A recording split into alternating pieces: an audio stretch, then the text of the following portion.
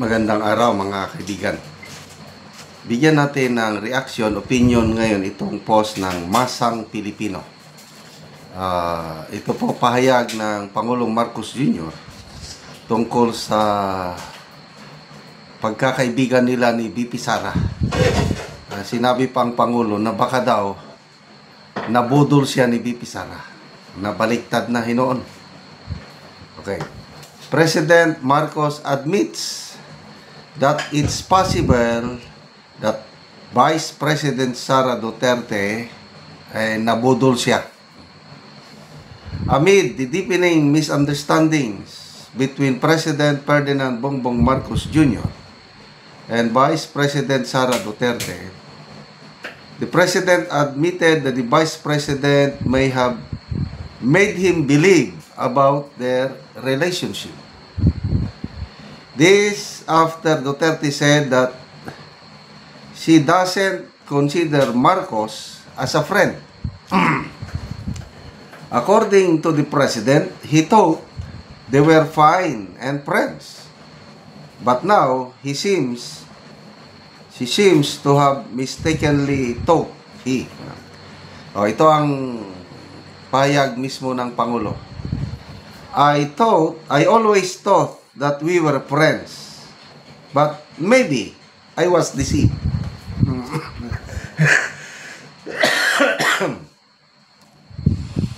Kailan ba yung birthday ni VP Sara? 2 years ago man siguro yun. Yung dineclare niya na I am appointing myself as your BFF, forever best friend. So, nasaan na ngayon yung forever best friend? Wala na. Ang nakikita ko na talagang best friend ay itong si Senator Amy at si VP Sara. Matibay yung pagkakaibigan nila. So, ang nakita ko dito is kung hindi dahil kay VP Sara ay kay Senator Amy, baka walang nabuong unity. Sino bang lumapit kay VP Sara? Mayor Sara pa noon. Hindi ba sila, itong Marcos family? Nananahimik na yung isa, nag-file na nga ng candidacy niya na lalaban na lang ng mayor. Ayaw niya ng national position. Kaya lang, ito, lumapit sila, humingi ng tulong. Ano sabi nila? Tulungan nyo naman kami dito sa Mindanao. So, according to Senator Amy, ang gusto lang nila, kung magkandidatong presidente si then Mayor Sara, ang kanyang magiging running mate, itong si Bongbong Marcos, ang mag-vice president. Yun lang ang gusto. So, sila ang lumapit. And then, bigla ang pangyayari, I don't know bakit nagkaganon na biglang pumayag si Mayor Sara, hindi siya kumandidatong presidente, ang pinakandidatong presidente, si BBM na, siya mag-vice president lang sa. So, sino bang lumapit? Sinong humingi ng tulong? Di ba ang Marcos family? So, alam na ng lahat na kung hindi dahil sa suporta ng Duterte, hindi mananalo ang isang Bongbong Marcos na presidente. Kaya kami sa aming pamilya, kahit Ilocano kami, kung kakandidato noon si Mayor Sara as president, is mag-Sara Duterte kami. Kaya lang nung nabuo yung unity, di sige na lang. BBM Sara na lang, believing na magkaroon ng continuity of programs, projects, kung ano yung magandang nasimulan ni PRRD, pagpapatuloy nila. Anong nangyari ngayon? Kabaliktaran. Sinisira nila whatever na nasimulan ni PRRD. So, ito pa ngayon, sinabi na nabudol siya. Well, bahala na ang taong bayan maghusga. Tingnan natin ang people who reacted. 23,000 people who reacted. 19,000 tumatawa. 1,800 galit. 1,500 lang ang nag-like. So, anong percentage ito? Halos 95% tinatawanan o galit itong pahayag ng Pangulong Marcos Jr. na siya pa daw ang nabudol. So, bakit nga ba nagkawatak-watak ang unity? Isa lang ang dahilan dyan. Dahil sa ambisyon ni dating Speaker Martin Romualdez na magpresidente sa 2028. Kung hindi sana masyadong naging sentro ang ambisyon na yan, baka ngayon, 2025 pa lang yan baka maganda pa ang maganda pa ang samahan ng unity. Kung isinantabi lang sana nila ang politika, pagdating ng 2027, saka sila magsimula para sa kampanya nila, preparasyon nila sa 2028. Baka maganda pa ang takbo ng ating politika ngayon, ekonomiya, and everything. Ngayon na,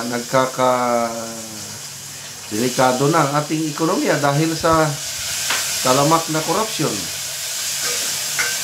Mismo na si Mr. Manny B. Pangilinan nagsabi na pag hindi ma-resolve kaagad itong issue ng korupsyon, baka babagsak ang ating ekonomiya.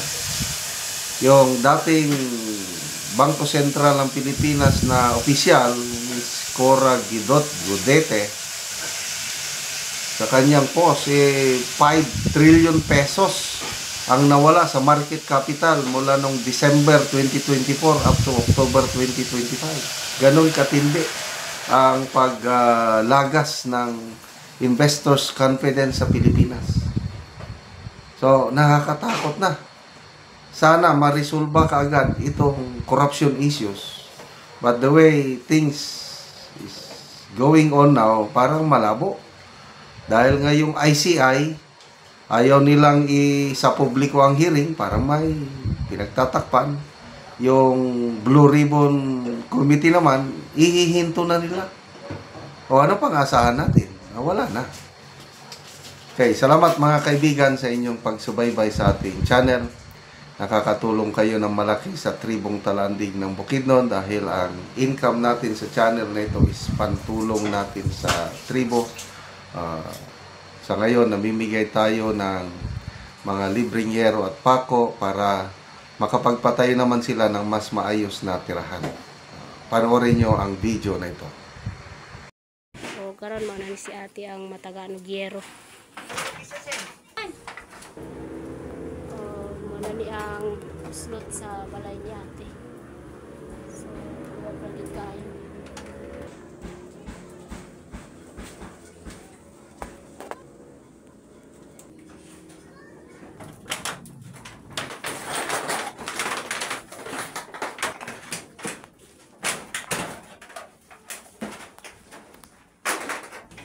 So, karon ate, pila na ni katuig ang imong balay ate nga 9 ani na buslot na gyud kayo ang yero. Pila na ni katuig ate ang imong balay? 10 years na gyud ang balay.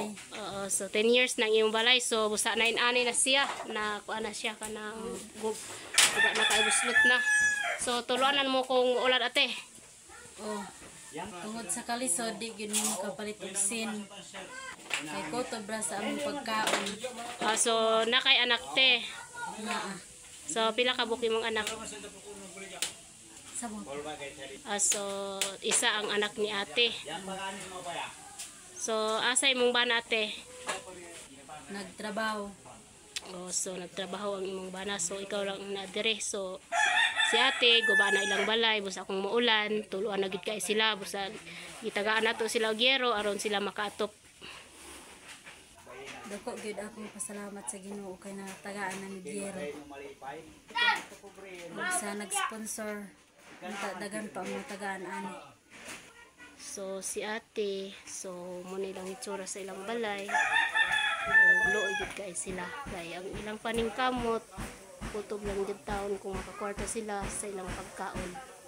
So daghang kay salamat sa Ginoo sa nagatanaw sa video. O gilabi na sa nag-sponsor nga makatok na sila.